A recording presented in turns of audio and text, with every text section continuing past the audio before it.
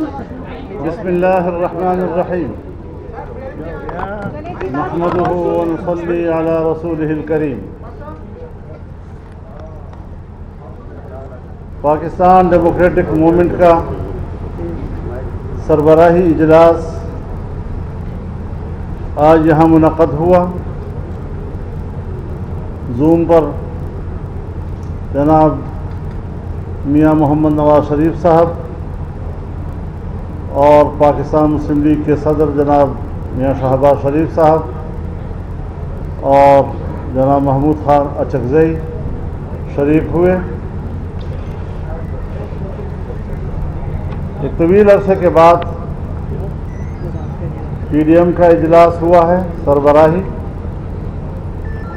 اور ملک کی جو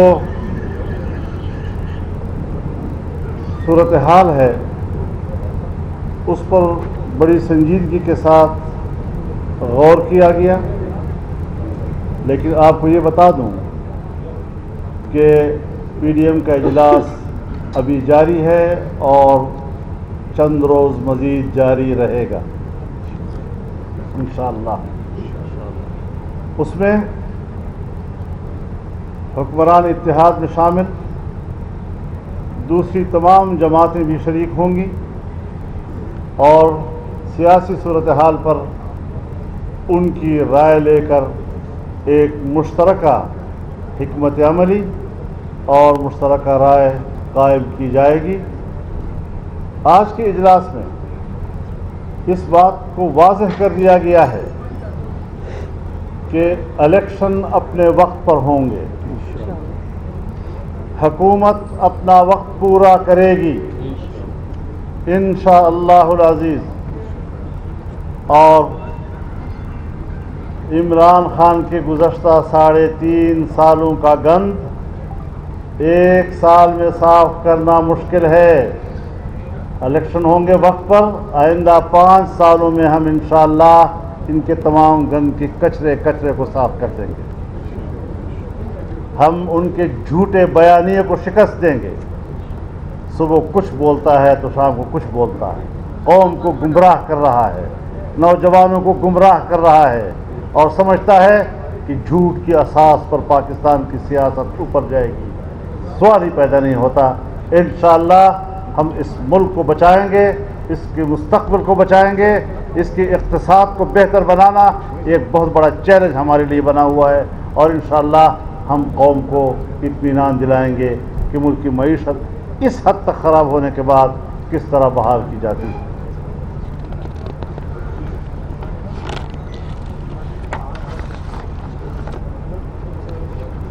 کچھ قراردادیں آج کے اجلاس میں ہوئی ہیں، تو اس حوالے سے جو قرارداد کا متن ہے میں وہ آپ کے سامنے پیش کر دیتا ہوں. پی ڈی ایم کے سربراہی اجلاس میں جمعرات کو یعنی آج کا دن متفقہ طور پر منظور کردہ قرارداد میں وفاقی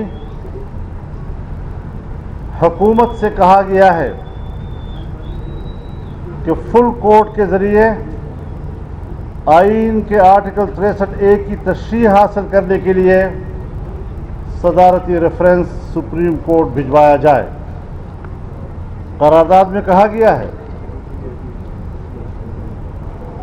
کہ اجلاس یہ قرار دیتا ہے کہ دستور پاکستان 1973 میں مقننہ انتظامیہ اور عدلیہ کے اداروں کو ریاستی اختیارات تفویض کیے گئے ہیں. آئین میں واضح طور پر ادارے کی ذمہ داری اور اس کا دائرہ کار متعین کیا گیا ہے. کوئی ادارہ دستور کے تحت کسی دوسرے کام میں مداخلت نہیں کر سکتا اور نہ ہی کسی دوسرے ادارے کی ذمہ داری کو خود سر انجام دے سکتا ہے. اجلاس کی متفقہ رائے ہے کہ آئین کے آرٹیکل 63A کی تشریح کے حالیہ عدالت عظمیٰ کے فیصلے سے شدید ابہام، افراتفری اور سیاسی بحران پیدا ہوا ہے اور یہی سیاسی بحران پاکستان میں معاشی بحران کا سبب بن رہا ہے۔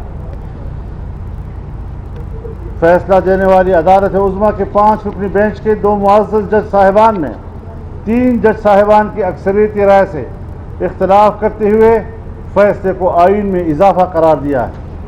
ملک کی نمائندہ سیاسی و جمہوری جماعتوں نے اس پر اپنی بے چینی اور تحفظات کا اظہار کیا ہے، کیونکہ عدالت عظمیٰ کے فیصلے میں تشریح کے دستوری حق سے تجاوز کیا گیا ہے، جس سے نہ صرف ایک آئینی اور سیاسی بحران پیدا ہوا، بلکہ اس کے نتیجے میں ملک میں شدید سیاسی عدم استحکام نے بھی جنم لیا ہے۔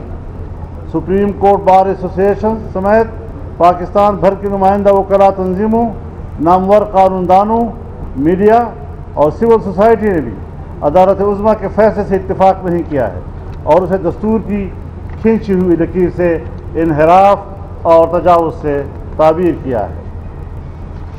قومی اسمبلی اور پھر پنجاب اسمبلی میں وزیر اعلیٰ کے حالیہ انتخاب کے دوران آرٹیکل 63A کی تشریح کے تناظر میں جو الگ الگ معیارات اور تشریحات سامنے آئی ہیں، اس نے سیاسی جماعتوں، وکلاء برادری، میڈیا اور سول سوسائٹی کے خدشات کو درست ثابت کیا ہے۔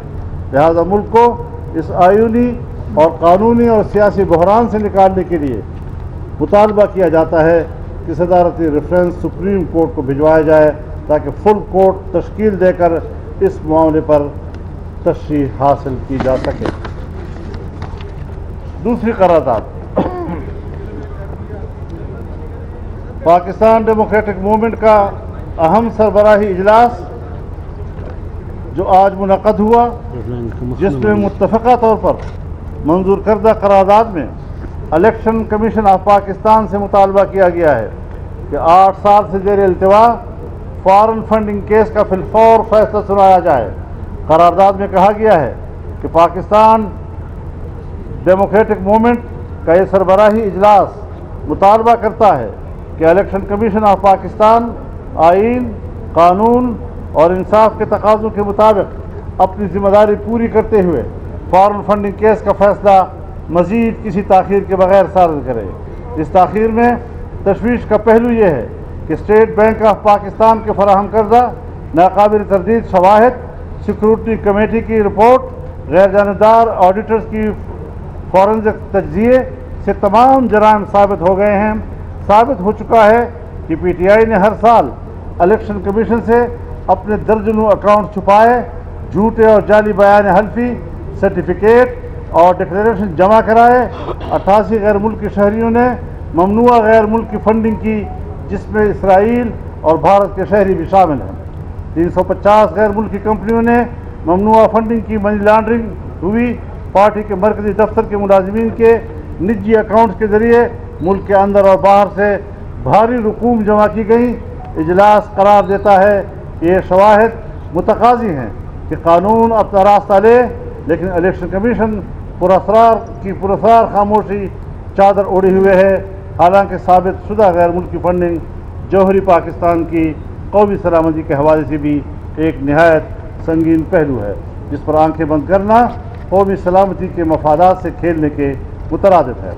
اجلاس محسوس کرتا ہے کہ اس اہم مقدمے کے فیصلے کے سامنے آنے میں 8 سال کی طویل تاخیر نے ملک میں لاقانونیت کو فروغ دیا ہے اور اداروں کی کمزوری کا تاثر مضبوط ہو رہا ہے۔ یہ صورتحال کسی جمہوری معاشرے کے لیے مفید نہیں، اس لیے ضروری ہے کہ سیاسی جماعتوں کی تنظیم اور مالیاتی امور سے متعارف کر کے آئین اور قانون کی حکمرانی کو یقینی بنایا جائے۔ اجلاس اس امر پر تشویش کا اظہار کرتا ہے کہ فوراً اور ممنوعی غیر قانونی فنڈنگ کی مرتکب جماعت اور اس کے سربراہ نے ملک کے آئین اور قانون کو مذاق بنا رکھا ہے، اور اس سے یہ تاثر مضبوط ہو رہا ہے کہ ریاستی اداروں کی ڈھیل کے نتیجے میں اس شخص نے خود کو قانون سے بالاتر سمجھ لیا ہے۔ اس کیس میں فوری فیصلہ آنا اس لیے بھی ضروری ہے تاکہ یہ ثابت ہو سکے کہ پاکستان میں آئین اور قانون کی حکمرانی اور طاقتور مجرم قانون کے تابع ہیں۔ یہ 2 قراردادیں ہیں، اور اس کے ساتھ ساتھ اس وقت پاکستان بھر میں، بلوچستان میں، خیبر پختونخوا میں، کراچی میں، اور دوسرے پنجاب کے علاقوں میں جو سیلابی ریلے آئے ہیں اور جس سے درجنوں ہمارے پاکستانی بھائی شہید بھی ہوئے ہیں، زخمی بھی ہیں، ہزاروں کی تعداد میں لوگ بے گھر ہیں، ہزاروں کی تعداد میں مویشی جو ہے وہ ہلاک ہو چکی ہے، لوگ بے روزگار ہو گئے ہیں. تو آج کے اجلاس نے ان کے ساتھ یکجہتی کا اظہار کیا، ہمدردی کا اظہار کیا اور حکومت کو مشورہ دیا ہے کہ وہ ان کے تمام قرضے معاف کرے، ان کو آفت زدہ علاقہ قرار دے اور اس حوالے سے انہیں تمام مراحت ان کو دیے جائیں. قرضے میں آتے ہیں. بہت شکریہ آپ حضرات کا جناب والا. مولانا صاحب آپ الیکشن ایسے نہیں خالد صاحب بات کریں. مولانا صاحب تحریک انصاف کا جو نیا مطالبہ ہے وہ الیکشن کمیشن کی برطرفی ہے، کیا اس حوالے سے کوئی بات کی ہے؟ وہ اپنی مدت پوری کریں گے؟ آیا ان کا کوئی مطالبہ تسلیم کیا جائے؟ لغو غیر عقلی کوئی مطالبہ ہم ان کے سننے کے لیے تیار نہیں ہیں. اپنے حدود میں رہے بس.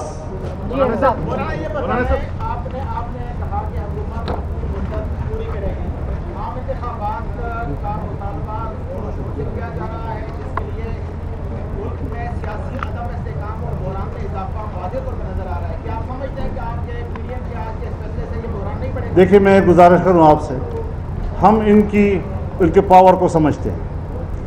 سوشل میڈیا فیک اکاؤنٹس پر ان کا پورے پروپیگنڈے کا دار و مدار ہے. ایک جھوٹی خبر کے پیچھے 1000 لائکس فیکس ڈال دیتے ہیں اور وہ سمجھتے ہیں کہ شاید یہ عوام کی آواز ہے. ہم عوام کی آواز کو جانتے ہیں، ہم عوام کی آواز میں رہتے ہیں اور ہم ان کے یہ جو چھوٹی موٹی تتلیاں آگے پیچھے ہوتی ہیں ان کی کوئی حیثیت نہیں ہے. مضبوطی سے اور سنجیدگی کے ساتھ بڑے خود اعتمادی کے ساتھ ہم فیصلے کریں گے اور ہم آگے بڑھیں گے. مولانا صاحب آپ الیکشن کمیشن سے مطالبہ کر رہے ہیں عمران خان کے خلاف ایکشن لے. ان کے ایسے بہت سارے ایسے جرائم ہیں جس کے اوپر حکومت کی بھی ذمہ داری ہے کہ وہ بھی ایکشن لے. حکومت ایکشن کیوں نہیں لے رہی ہے؟ جس طرح سے اس سلسلے میں حکومت کے اندر حکومت کی سطح پر کچھ فیصلے ہوئے اور وہ 1-2 دن کے سامنے آ رہے ہیں. وہ سارے بڑے بڑے جرائم، یہ جرم کا مگرمچھ ہے. اس سے بڑا مجرم پاکستان کی تاریخ میں شاید آپ کو ملے گا ہی نہیں، جو قانون سے اپنے آپ کو بالاتر سمجھتا ہے اب اس کے گریبان میں ہاتھ پڑے گا. اور ایسا آسان نہیں ہے کہ وہ ان چیزوں کو ہضم کرے گا. کبھی کہتا ہے کہ امریکہ نے مجھے ہٹایا ہے. امریکہ تو تمہیں لایا تھا. اور آپ کے گھر کا مکان کا E7 میں کرایہ 8-9 سال تک دیتا رہا ہے. اور جس نے یہ بات کہی ہے وہ کہتے ہیں میں عدالت میں جانے کے تیار ہوں ان کے ساتھ.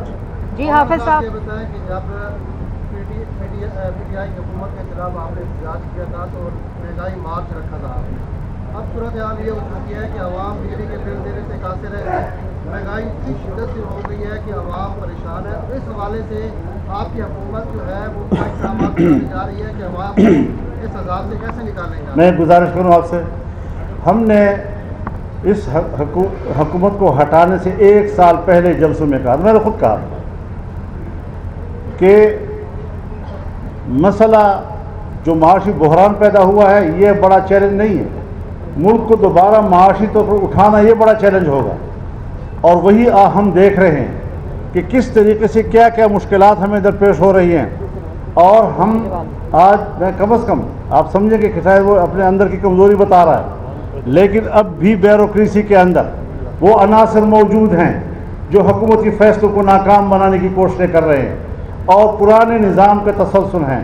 ان سب کے لیے ہم نے کہا ہے کہ اس کا فوراً علاج ہونا چاہیے. مولانا یہ بتائیں کہ ایک تو آپ نے کہا کہ PDM کا اجلاس جاری رہے گا اور اس میں دیگر جماعتیں بھی شریک ہوں گی. کیا آپ پیپلز پارٹی کو واپس PDM میں شامل کر رہے ہیں اور دیگر جو اتحادی جماعتیں ہیں حکومت کی ان کو بھی شامل کر رہے ہیں؟ ایک تو یہ میرا سوال ہے. اور دوسرا یہ بتا دیں کیا آپ بھی کوئی سسٹم میں مداخلت ہو رہی ہے؟ کیونکہ اب تک تو یہی موقف رہا ہے کہ سب نیوٹرل ہیں. کیا مداخلت آپ نے جو بات کہی ہے میں اس کا ذرا ایک اور پہلو سے جواب دینا چاہتا ہوں. جی، ایک تو سردست یہی فیصلہ ہوا ہے کہ اگلا اجلاس جو ہمارا ہوگا اس میں تمام حکومتی اتحاد کے اراکین سارے شامل ہوں گے. نمبر 1. نمبر 2 یہ کہ ملکی معیشت سے براہ راست جن محکموں کا تعلق ہے ان کو فوراً ہدایات دی جا رہی ہیں کہ وہ منگل کو اور بدھ کو ہمیں بریفنگ دیں اور اپنی کارکردگی ہمیں بتائیں تاکہ ہم ان پر ان کی مزید آگے رہنمائی کریں. سے متعلق ایک بیانیہ بنا دیا ہے, آپ ایسا کیا ہے کس طریقے سے کاؤنٹر کریں گے اس بیانیے کو؟ مطلب اس کے بعد کیا بیانیہ ہے؟ جھوٹ بولنا, بس یہ بیانیہ ہے. غلط بات کہہ کے نہیں بیانیہ ہے نا. خدا کا خوف کرو یار, آپ لوگ بڑے سنجیدہ لوگ ہیں, الزام لگا دینا تو بس یہ بیانیہ ہے. لہٰذا ان جھوٹے بیانیے اور روزمرہ کے الزام تراشی کی سیاست, اس کے بنیاد میں کوئی نظریہ نہیں ہوا کرتا, اور یہ بیساکھی پتہ نہیں کہاں سے کوئی بیساکھی ملتی ہے.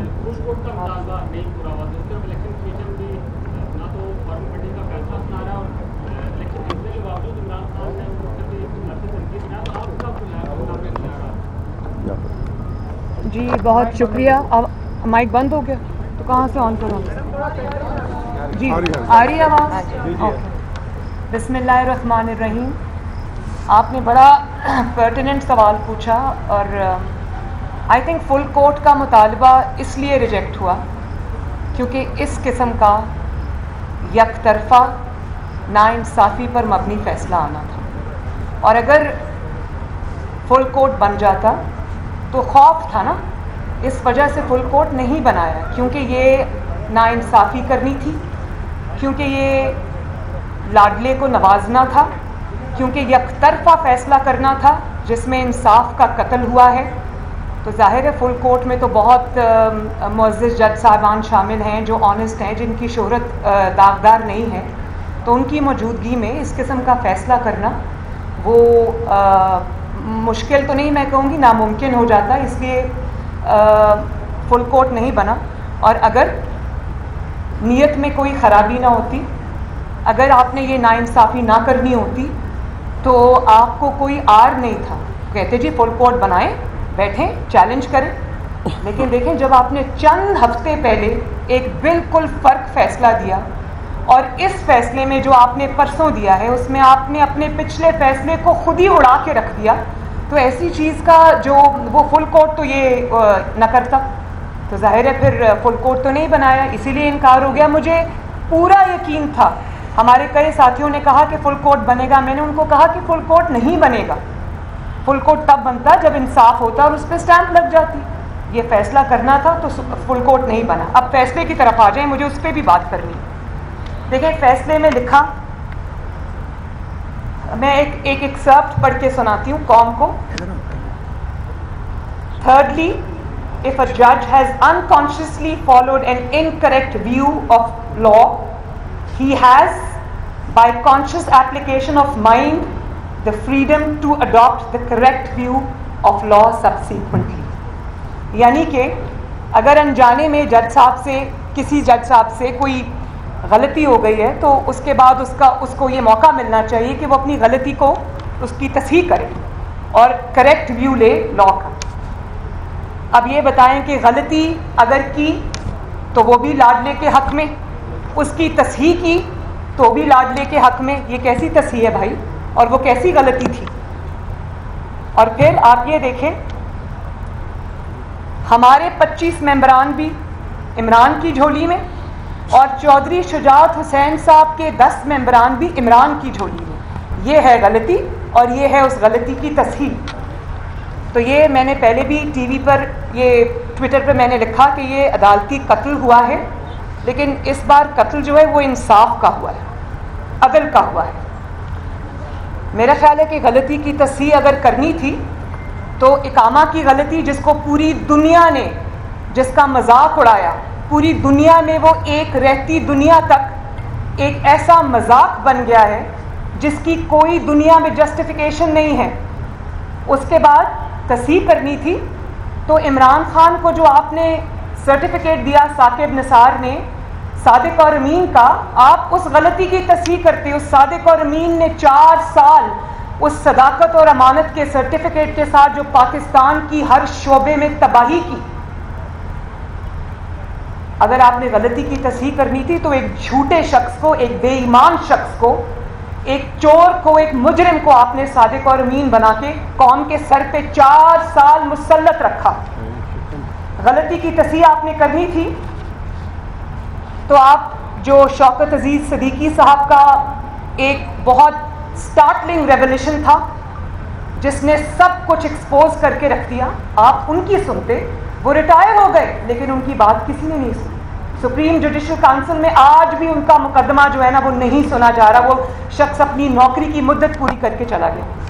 تصحیح کرنی تھی تو ارشد ملک صاحب نے اتنا بڑا آن ریکارڈ بیان دیا کہ نواز شریف کے ساتھ جتنی بھی زیادتی ہوئی، جو ناانصافی ہوئی، وہ مجھے بلیک میل کر کے لی گئی. تصحیح کرنی تھی تو اس کی کرنی تھی. آپ بھلے معافی نہ مانگتے، نواز شریف صاحب سے ان کی ہوئی زیادتیوں پر دوربینیں لگا کر آپ دیکھتے رہے کہ نواز شریف کے خلاف دنیا بھر میں کوئی ثبوت مل جائے. وہ آپ کو نہیں ملا کیونکہ ثبوت تھا ہی نہیں. ثبوت اس لیے نہیں تھا کہ گناہ تھا ہی نہیں، جرم تھا ہی نہیں.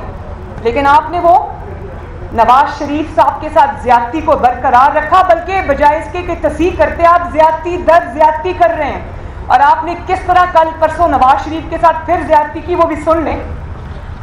پہلے جب نواز شریف جماعت کا سربراہ ہے اور اگر اس کا کوئی مقدمہ آتا ہے عدالت میں تو عدالت یہ تعویلیں دیتی رہتی ہے، جسٹیفیکیشنز دیتی رہتی ہے کہ پارٹی کا سربراہ یا پارٹی ہیڈ ہی سب کچھ ہوتا ہے، اس کے علاوہ اور کوئی کچھ نہیں ہوتا. اور جب لاڈلے کی باری آتی ہے تو چند ہفتوں کے بعد ہی آپ کہتے ہیں کہ پارٹی ہیڈ کچھ نہیں ہوتا، جو ہوتا ہے وہ پارلیمانی پارٹی ہوتی ہے. یہ اس قسم کی باتیں تو کوئی بچے بھی نہیں کرتے آج کل. بہت حیران کن. میں آنیسٹلی جب یہ فیصلہ آیا تو میں یہ دل میں سوچ رہی تھی کہ چیف جسٹس صاحب آپ کیا کر بیٹھے اپنے ساتھ. ہمیں تو عادت ہو گئی ہے اس قسم کے فیصلوں کی. ہمارا تو ووٹ بیس بھی چارج ہو جاتا ہے، ہمارا ورکر کھڑا ہو جاتا ہے، ہمیں فائدہ ہوتا ہے. لیکن کس کو نقصان ہوا؟ میں نے اس دن اپنی پریس کانفرنس میں بھی کہا تھا کہ کوئی توہین ادارے کے اندر سے نہیں، باہر سے نہیں ہوتی. میں ادارے کی توہین نہیں کر سکتی، مولانا صاحب نہیں کر سکتے. ادارے کی توہین ادارے کے اندر سے ہوتی ہے جب اس قسم کے فیصلے آتے ہیں. پھر اس کے بعد عدالت کا کام ہے آئین کی تشریح کرنا، آئین سازی کرنا عدالت کا کام نہیں. اور اگر آپ نے آئین سازی کرنی ہے جو کہ آپ نے کی تو آپ پارلیمنٹ کو تالا لگا دیں. اگر آپ مقرر کرنے ہیں تو آپ اسمبلیوں کو، پارلیمنٹ کو، پنجاب اسمبلی کو تالا لگا دیں. اب کچھ بھی آپ کر لیں، پرویز الہی صاحب ہمیشہ کے لیے عدالتی وزیر اعلیٰ کہلائیں گے. وہ عدالتی وزیر اعلیٰ ہے. اس کی وجہ یہ ہے، ایک تو ان کے 10 ووٹ ہیں، اور پھر اس کے بعد آپ کچھ بھی کر لیں ان کو وزارت اعلیٰ حمزہ سے چھین کر ٹرے میں رکھ کر پاکستان کی سب سے بڑی عدالت کے 3 ممبر بینچ میں دی ہے. یہ عنایت جو ان پر ہوئی ہے وزارت اعلیٰ کی، یہ 3 ممبر بینچ کی دین ہے. اور پھر آئین کی تشریح آپ چہرے دیکھ کر اور پارٹیاں دیکھ کر اور پارٹی ہیڈ دیکھ کر بدلتے ہیں.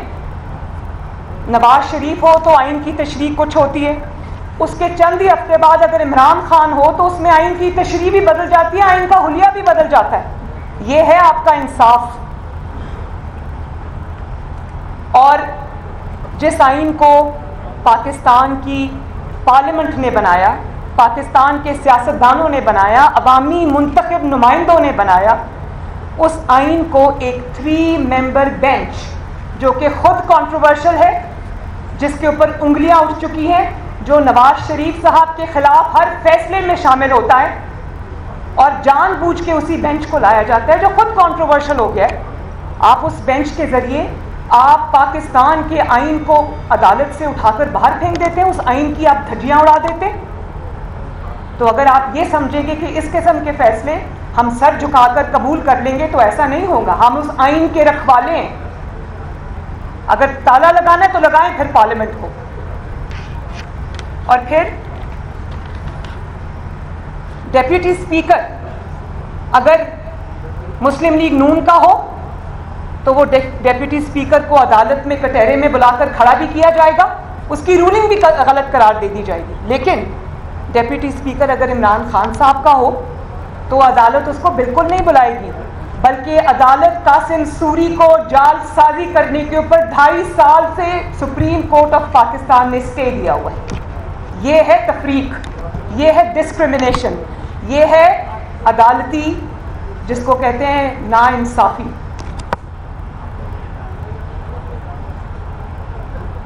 پھر آپ فارن فنڈنگ کیس پہ ابھی مولانا صاحب نے قرارداد آپ کو پڑھ کے سنائی جو کہ پی ڈی ایم کی جماعتوں نے پاس کی ہے. پاکستان میں ایک ہی چیز محفوظ ہے اور الحمدللہ ہر چیز سے محفوظ ہے. ایک ہی چیز محفوظ ہے پاکستان میں, وہ فارن فنڈنگ کا فیصلہ ہے.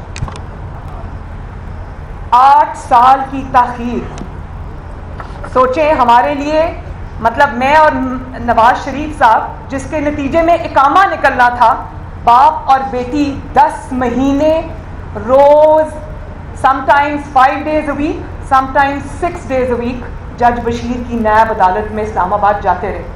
میں اور نواز شریف صاحب صبح 4:30 بجے لاہور سے نکلتے تھے اور 8:30 بجے عدالت پہنچتے تھے, روز بلا ناغہ 8-10 مہینے, جبکہ میری ماں بیمار تھی اور ڈیتھ بیڈ پہ پڑی تھی. اور یہ 8 سال سے اس میں تاخیر ہو رہی ہے. جھوٹ پر جھوٹ بولا جاتا رہا. $7.5 ملین کی ممنوعہ فنڈنگ لی, 350 انٹرنیشنل کمپنیز سے ممنوعہ فنڈنگ لی, شہری شامل ہیں.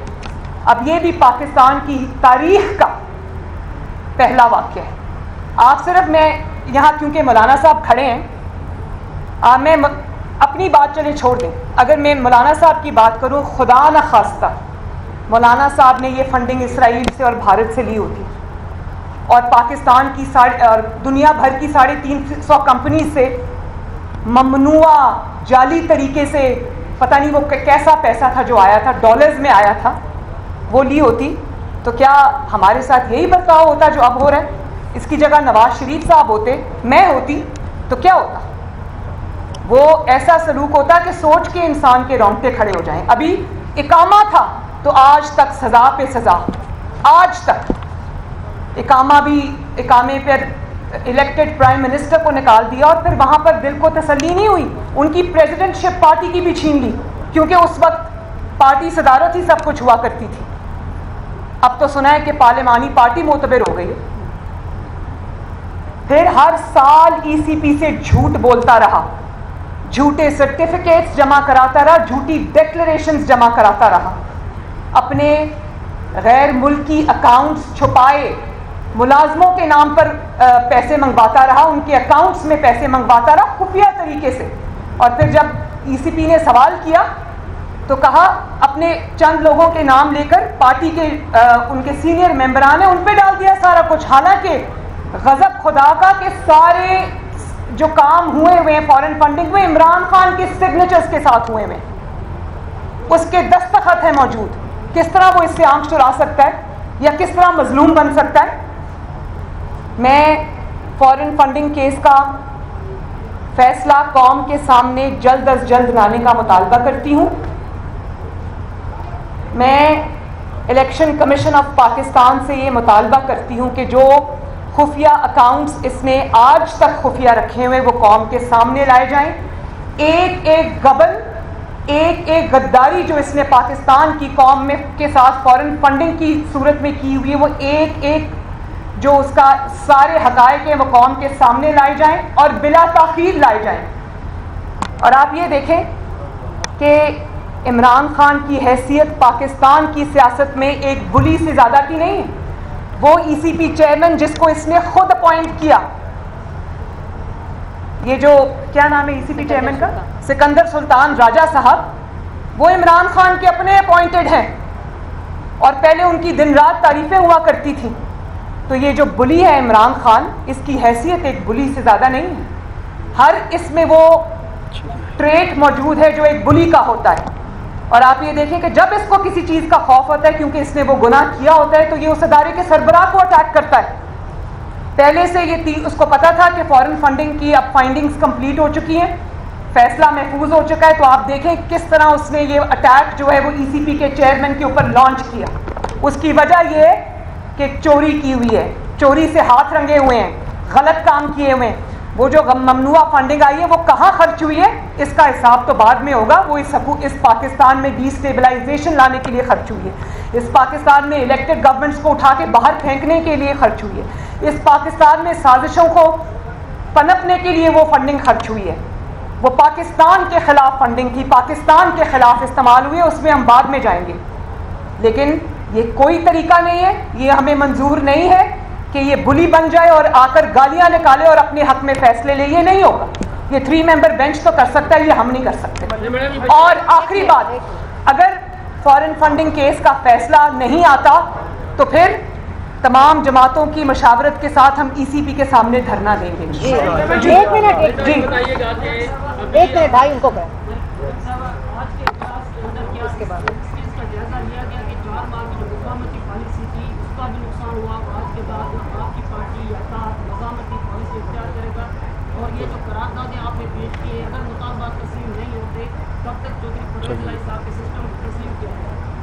دیکھیں, میں نے ابھی کہہ دیا کہ چودھری پرویز الہی کی حیثیت ایک عدالتی وزیر اعلیٰ سے بڑھ کے کچھ بھی نہیں ہے, اور 10 ممبرز کا کوئی خاص نہیں ہوتا. 10 ممبرز ادھر جاتے ہیں تو ادھر بھی آ سکتے ہیں. اگر ایسی ہی پالیٹکس کرنی ہے تو وہ ہمیں انشاءاللہ تعالیٰ زیادہ بہتر آتی ہے. لیکن جو آپ نے مفاہمتی اور مزاحمتی کی بات کی, وہ ذرا سن لیں کہ اگر آپ کے ساتھ ظلم ہوگا, اگر آپ کے ساتھ زیادتی ہوگی, اگر آپ کو لیول پلینگ فیلڈ نہیں ملے گی, اگر قومی ادارے عمران خان کے لیے اداروں کے وقار کو سٹیک پہ لگائیں گے بلکہ قربان کریں گے, تو ہمارا فرض ہے اس کے لیے مزاحمت کریں.